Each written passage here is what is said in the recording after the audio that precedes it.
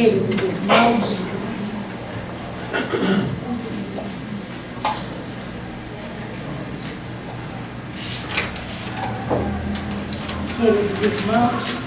que as vibrações de paz, de luz, de amor e de caridade sejam espalhadas sobre todos nós e que a luz do Cristo brilhe neste instante em nossos corações como esse foco irradiador de energia, sintetizando para cada um de nós aqui nesse instante essa necessidade que todos nós estamos atravessando de sermos invadidos por esta luz cristalina, penetrante, radiosa do Mestre em nossos corações.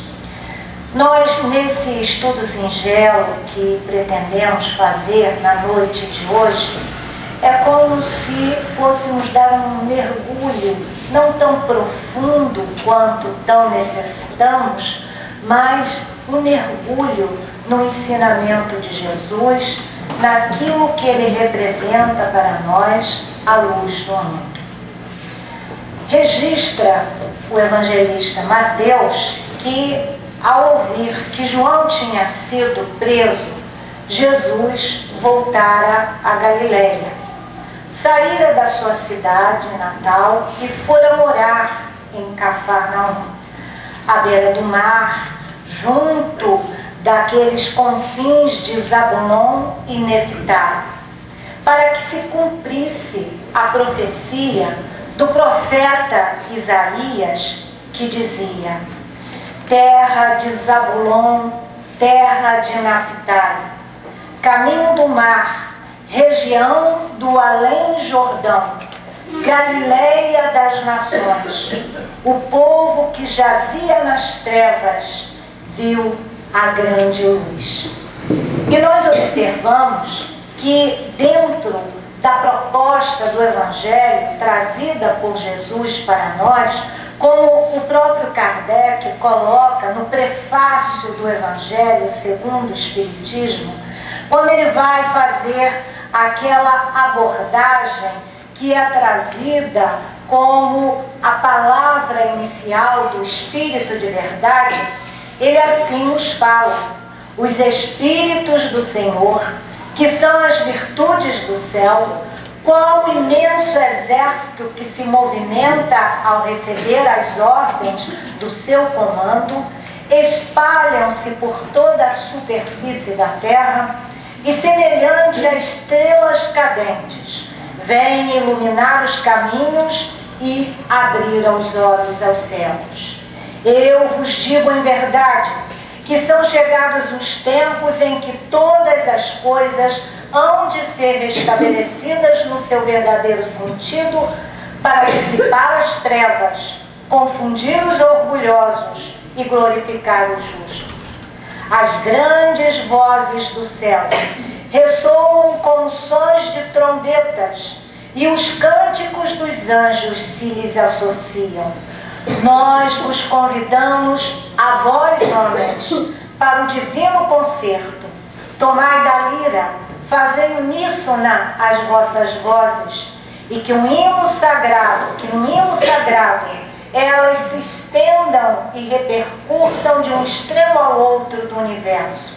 Homens, irmãos, amai-vos também uns aos outros, e dizei do fundo do coração, fazendo as vontades do Pai que está nos céus: Senhor, Senhor, e podereis entrar no reino dos céus. Esta é a palavra do Espírito de verdade. Mas nós indagamos: mas será que nós poderemos ver a Jesus? E Emmanuel, no Consolador, ele faz esta pergunta também. São muitos os espíritos em evolução na Terra, ou nas esferas mais próximas, que já viram o Cristo, experimentando a glória da sua presença divina? Porque se Jesus é a luz do mundo, como nós vamos sentir esta luz introjetada em nós? Como nós nós vamos poder perceber essa irradiação divina em nós? Nós estamos ainda tão distantes, temos tantos erros a corrigir, tantos pontos a acertar. A que distância estaríamos da presença de Jesus em torno de nós? E Emmanuel responde a pergunta assim: toda a comunidade dos espíritos encarnados na Terra, ou localizados em suas esferas de labor espiritual mais ligadas ao planeta, sentem a sagrada influência do Cristo através da assistência de seus prepostos. Todavia, pouquíssimos alcançaram a pureza indispensável para a contemplação do Mestre no seu plano divino. A misericórdia de Jesus sobre nós, bem-aventurados os que são misericordiosos, porque obterão misericórdia, ela se faz presente. Porque senão não teria correspondência deonívoca a sua própria palavra no discurso quando ele fala dos bem-aventurados os aflitos. Bem-aventurados os aflitos, porque serão consolados.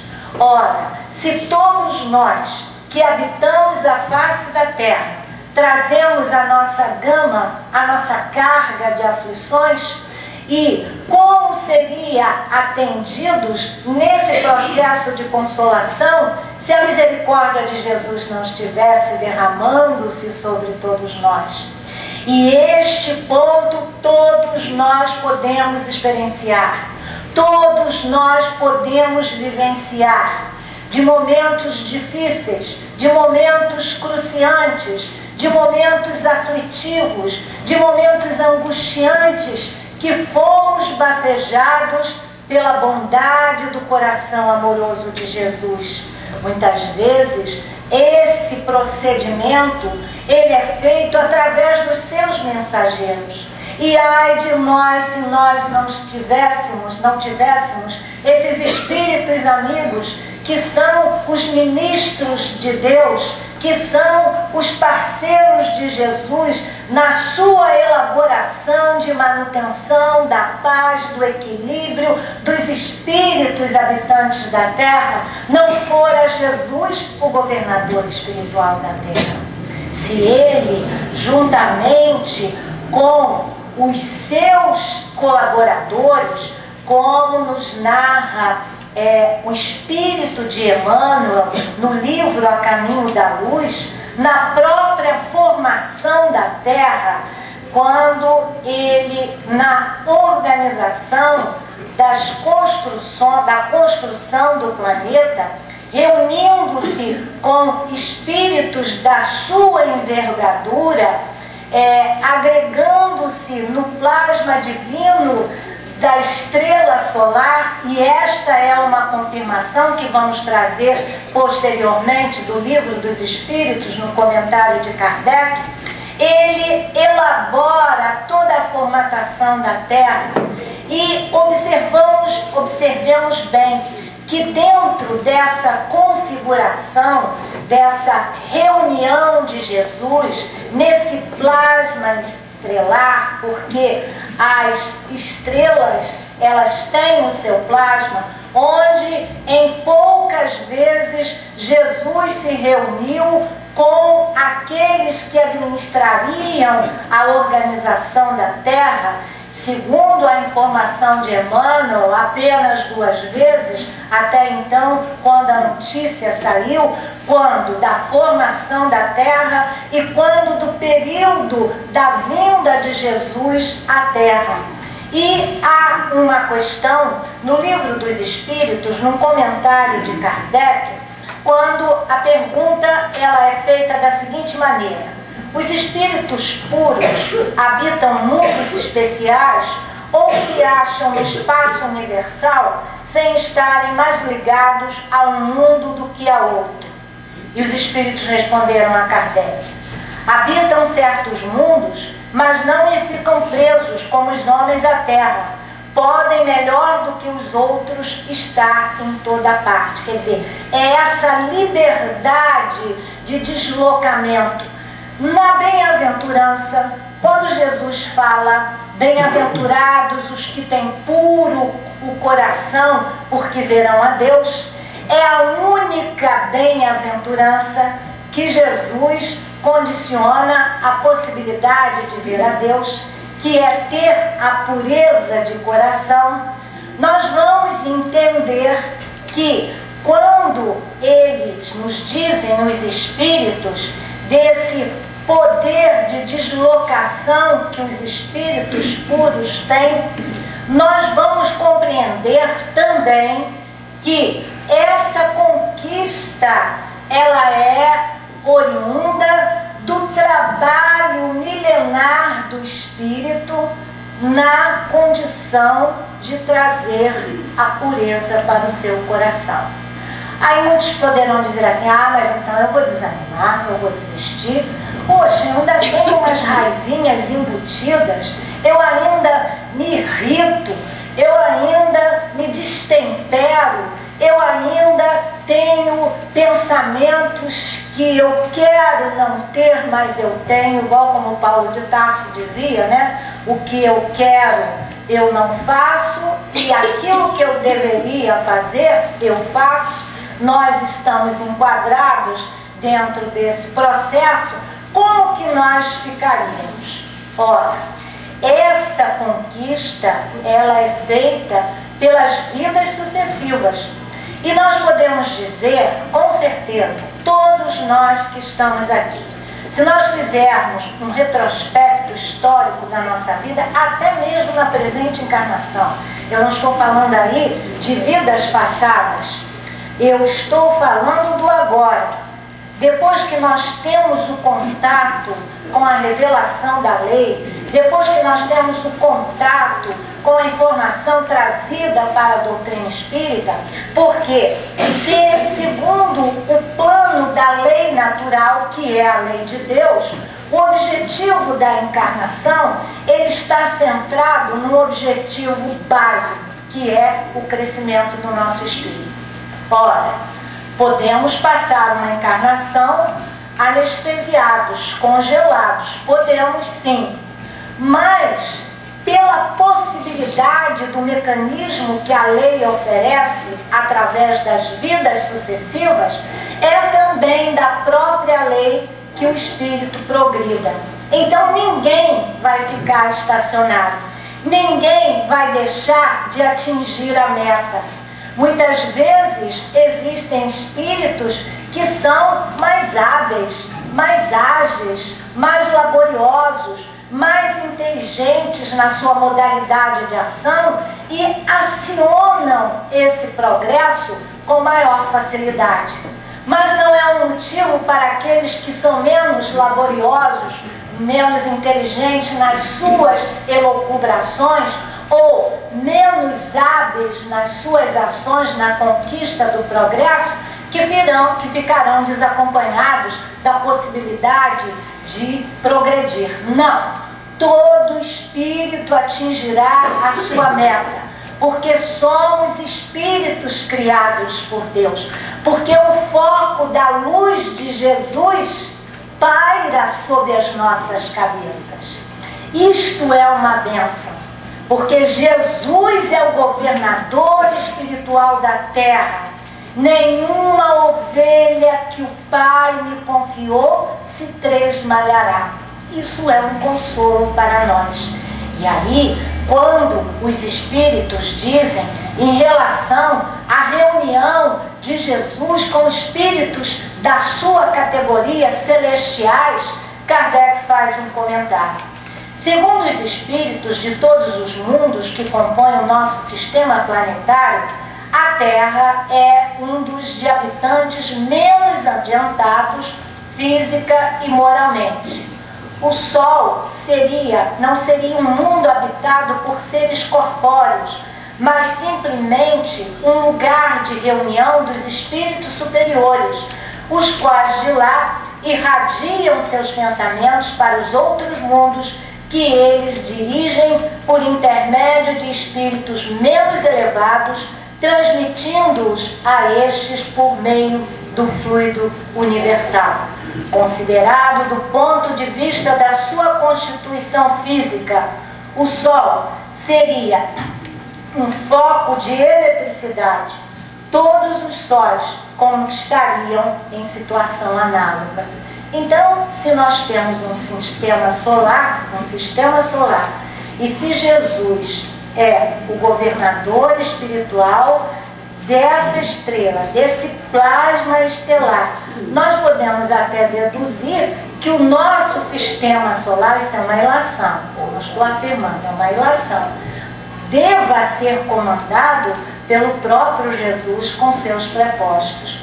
Mas dentro da condição a que estamos imbuídos no estudo da noite de hoje, será que existiriam na Terra espíritos que teriam contato com Jesus? Nós vimos que a resposta dos espíritos é afirmativa quando dizem que são raros os espíritos que têm essa condição.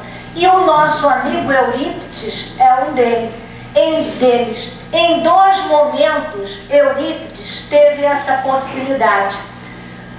A primeira vez foi quando, num desdobramento, ele é colocado numa situação espiritual de ir subindo,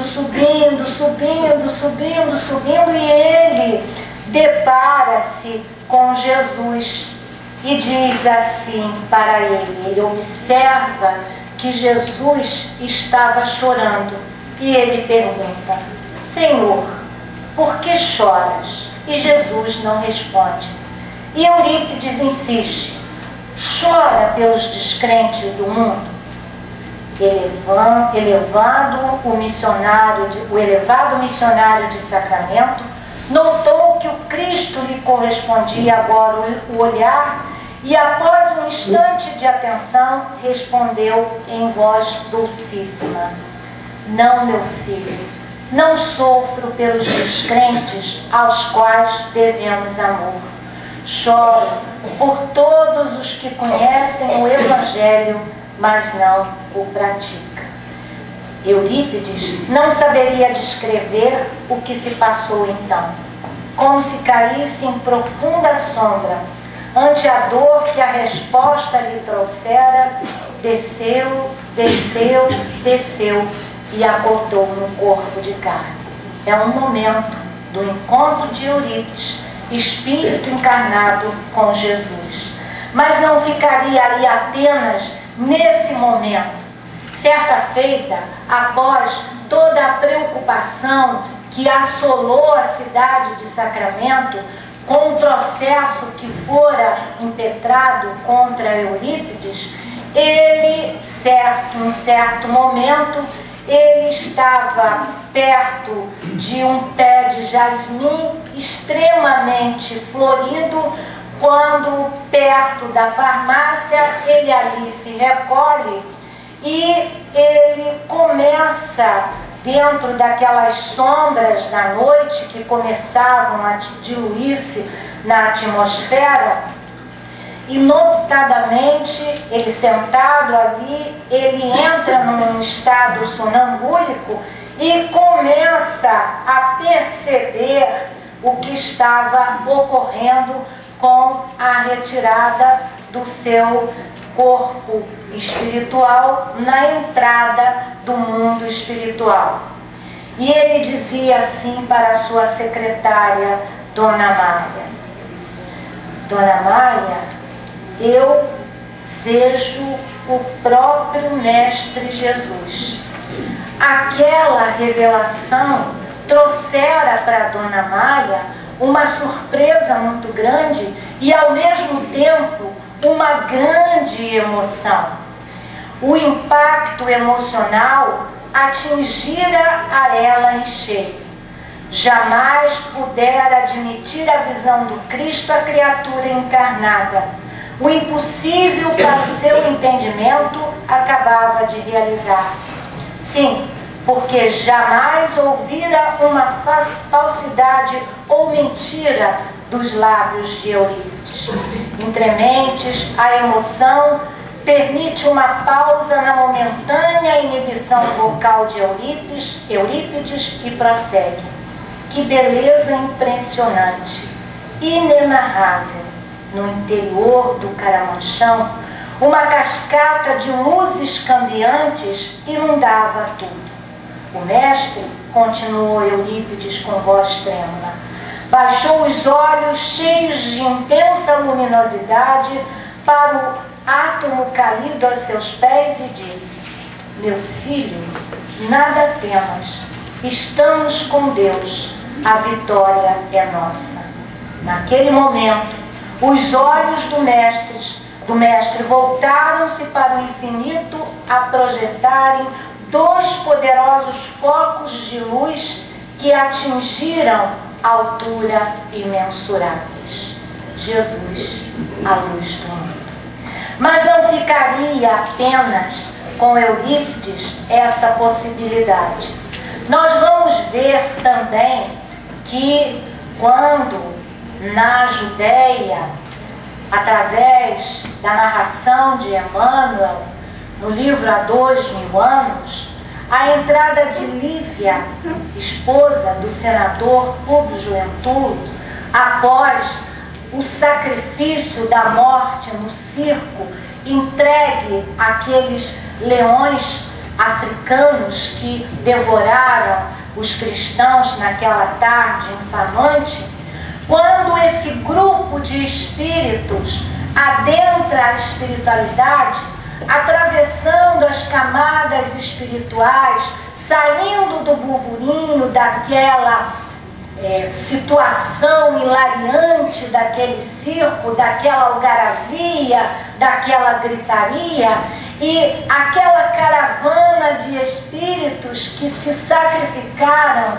doando a sua vida em prol do testemunho naquela época para provar e não negar o Cristo, eles entravam juntos em caravana nas esferas espirituais e, após um determinado tempo, passada aquelas regiões mais escuras, saindo das camadas da terra, eles começam a ouvir um coro de crianças cantando em uníssono, como se os recebessem no mundo espiritual.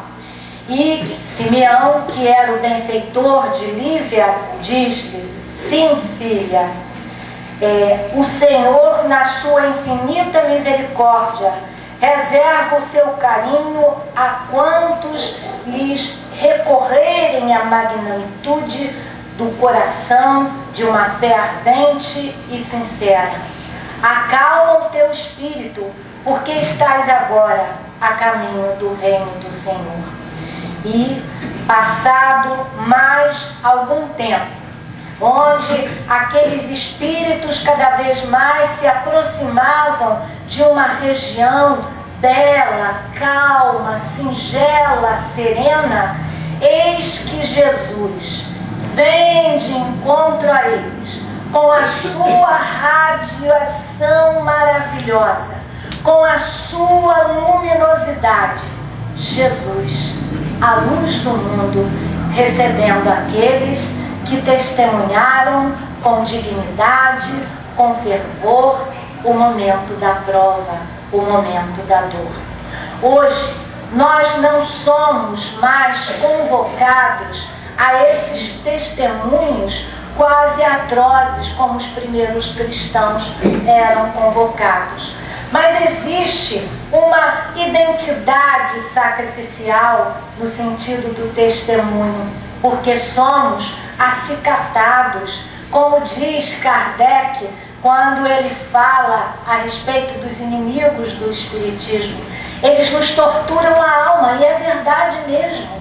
Nós não somos mais levados às fogueiras, às situações de torturas corporais, mas a nossa alma é torturada na proposta de trabalho que tentamos impetrar. E essa configuração que nós observamos daqui a respeito desse relato de Emmanuel, de Jesus recebendo aqueles que sofrem, porque a Terra é um planeta de provas e expiações. Todos nós, espíritos que estamos aqui encarnados, temos a nossa cota de sacrifício, temos a nossa cota de dor. Não é um martirológico que estamos falando, nem estamos fazendo apologia à dor. Mas qual de nós aqui não tem a sua dor íntima? Qual de nós aqui não tem a sua cota de sofrimento? Ah, mas é rico, tem a riqueza. E será que nos lares abastados não reside também a dor? Hoje mesmo, tivemos conversando com o Gilberto, a gente tem um trabalho que é o trabalho de visitação aos enfermos. Visitamos hoje, aliás, há 1 ano que nós estamos visitando essa casa, e é um problema de câncer, de fígado, e a coisa está chegando no paciente terminal, e provavelmente já estamos dentro do quadro de um processo desencarnatório. Uma casa bem aquinhoada, pessoas de poder aquisitivo muito alto, uma das pessoas filho de um grande escritor literário, e, no entanto, estávamos ali diante da dor. De que adianta uma das pessoas da casa, uma grande empresária de projeção internacional, e ali totalmente indefesos, sem possibilidade, porque não há mais condição de recursos materiais para restituir aquele corpo? Estávamos ali, um deles totalmente materialista, e achamos até interessante, olha como essa posição de Jesus à luz do mundo está para todos.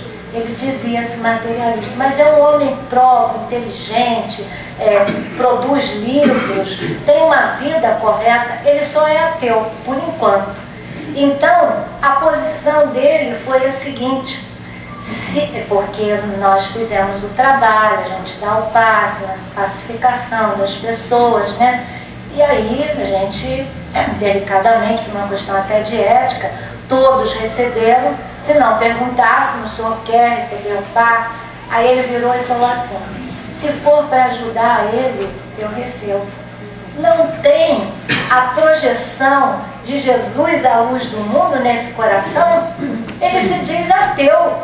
Mas, naquele momento, ele foi cristão. E Jesus, dentro das suas paragens, ele, quando esteve entre nós, quando ele veio até nós, o berço que Jesus nasceu, que foi a Palestina, que foi o povo hebreu, foi um berço com uma herança de muitos profetas, que todos os profetas, quase todos eles, anunciaram, sendo uns mais acentuados, outros menos. Nós não vamos aqui relatar os profetas, mas principalmente o profeta Isaías, que profetizou a vinda de Jesus.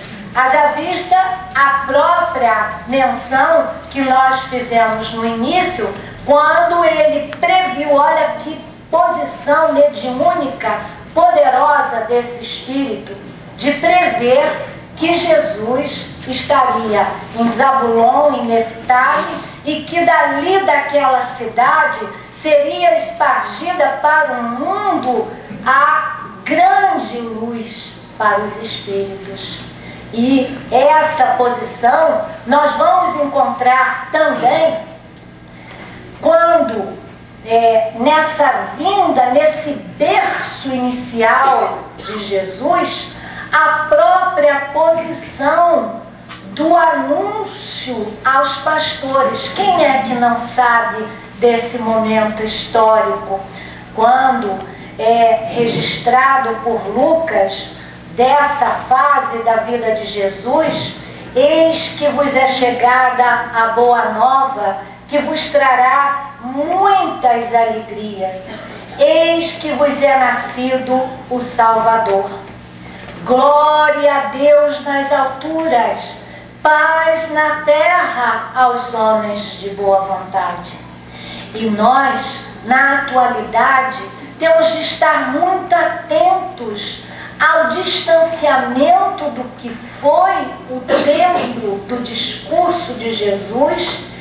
Esse distanciamento não pode ser um elemento impeditivo de mantermos vivo na nossa lembrança essas palavras, o seu discurso, porque Jesus dizia: vós sois o sal da terra.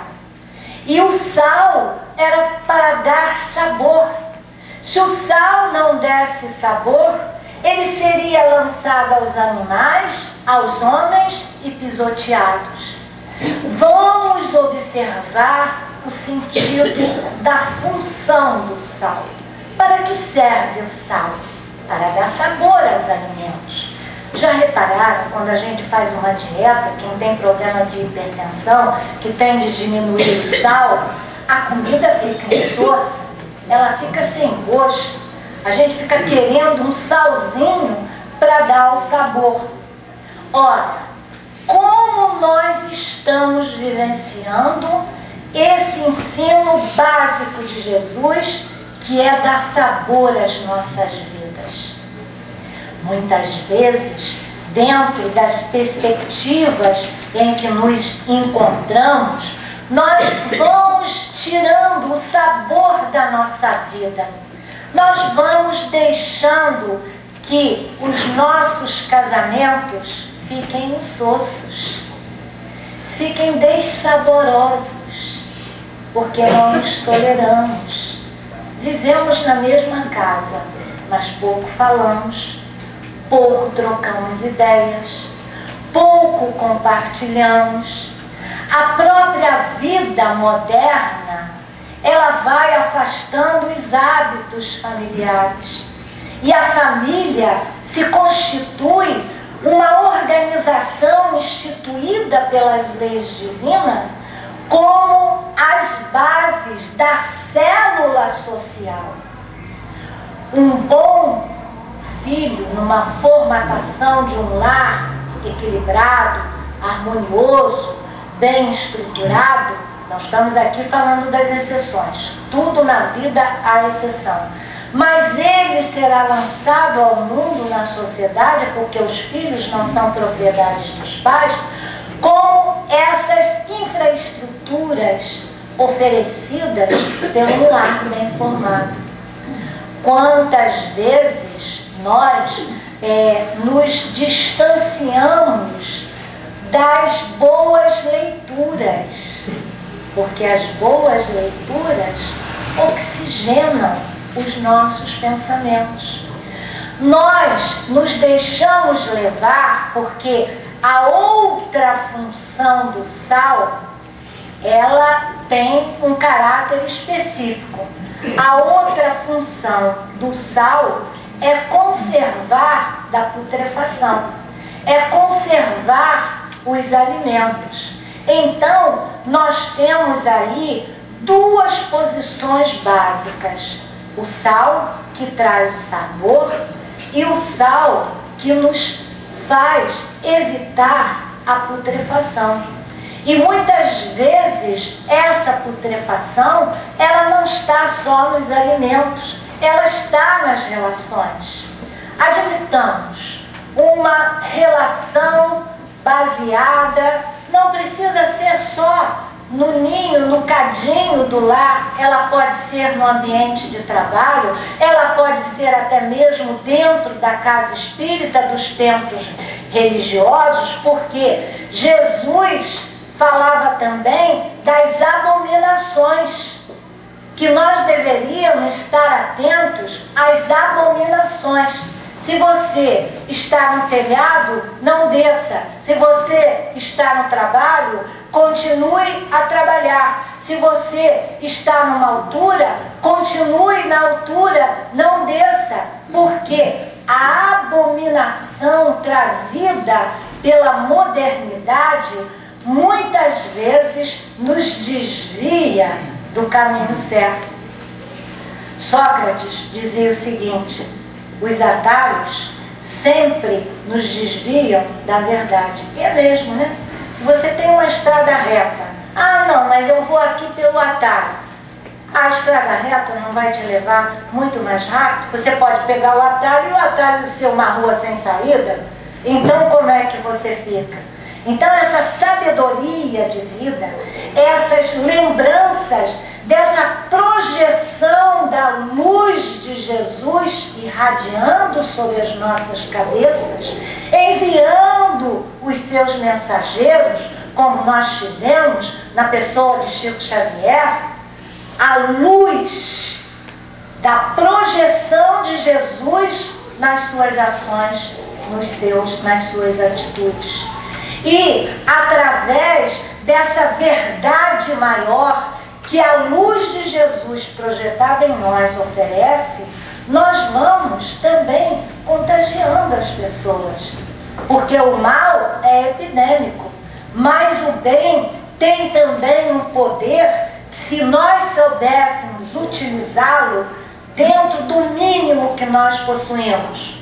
Nós temos uma capacidade no plexo frontal de assimilar as verdades espirituais imensa, que nós não usamos nem um terço.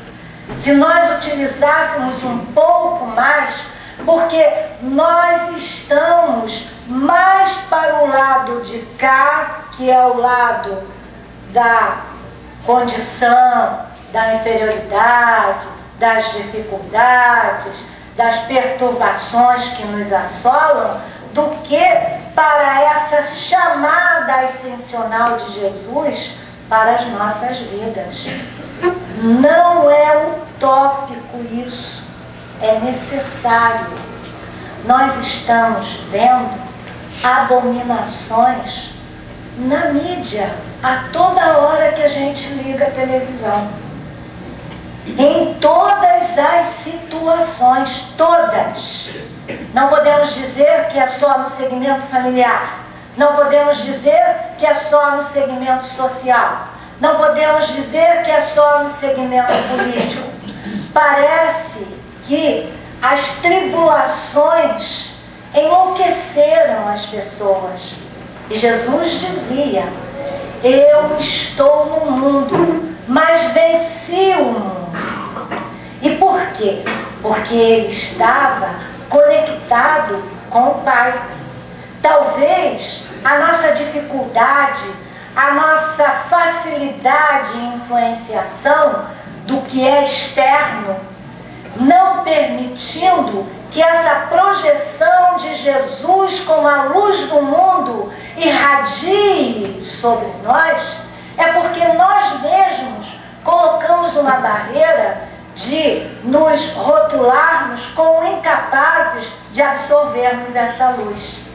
E aí é interessante nós observarmos que dentro do relato que os Espíritos nos trazem, porque são fontes de orientação, quando o senador Publio Lentulus se encontrou com Jesus, porque ele estava com uma filha com lepra e a sua esposa estava através, Lívia, estava através da sua criada Ana e de Simeão, tio de Ana, tomando contato com os ensinamentos de Jesus. Ela era uma romana, ela era uma patrícia, ela tinha o seu ponto religioso focado em Júpiter, que era o deus dos romanos. Mas a verdade de Jesus, a luz de Jesus penetrou aquele coração, mesmo ela tendo uma formatação religiosa contrária. E ela, no primeiro encontro que tem com Jesus, ela sente a sua grandeza e ela confia a Jesus a cura de sua filha. E pede ao senador, imaginem um senador romano ir se encontrar com o Galileu, como ele mesmo fala, né? devo ter de falar o aramaico, porque era uma língua até chula que era falada pelos pescadores. No entanto, no encontro que ele tem com Jesus, olha a sensação que ele experimenta. O senador sentiu o coração perdido num abismo de cogitações infinitas, ouvindo-lhe o palpitar descompassado no peito opresso.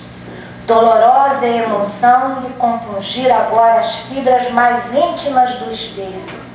Apoiara-se insensivelmente num banco de pedras enfeitado de silvas e deixara-se ali ficar, sondando o ilimitado do pensamento. E dentro dessa configuração foi quando Jesus lhe aparece. Num gesto doce e de soberana bondade, o meigo nazareno caminhou para ele com visão concretizada de um dos deuses da sua crença e, pousando carinhosamente a destra em sua fronte, exclamou em linguagem encantadora, que Públio entendeu perfeitamente, como se ouvisse o idioma patrício, dando-lhe a inesquecível impressão de que a palavra era de espírito para espírito, de coração para coração. Senador, por que me procuras? E espraiando o olhar profundo na paisagem, como se desejasse que a sua voz fosse ouvida por todos os homens do planeta, rematou com serena nobreza: fora melhor que me procurasses publicamente e na hora mais clara do dia, para que pudesses adquirir de uma só vez e para toda a vida a lição da fé sublime. Mas eu não vim ao mundo para derrogar as leis supremas da natureza, e venho ao encontro do teu coração desfalecido. Porventura nada pôde exprimir. E assim dizia Jesus: sim, não venho buscar o homem do estado superficial e o orgulhoso, que só os séculos de sofrimento podem encaminhar ao regaço do meu Pai. Venho atender às súplicas de um coração desditoso e oprimido. E ainda assim, meu amigo, não é o teu sentimento que salva a filhinha leprosa e desvalida pela ciência do mundo, porque tens ainda a razão egoística e humana, e sim, a fé e o amor de tua mulher, porque a fé é divina. Basta um raio só das suas energias poderosas para que se pulverizem todos os monumentos da vaidade da terra. E aí nós observamos que naquele momento a misericórdia de Jesus projetando sobre aquele coração orgulhoso.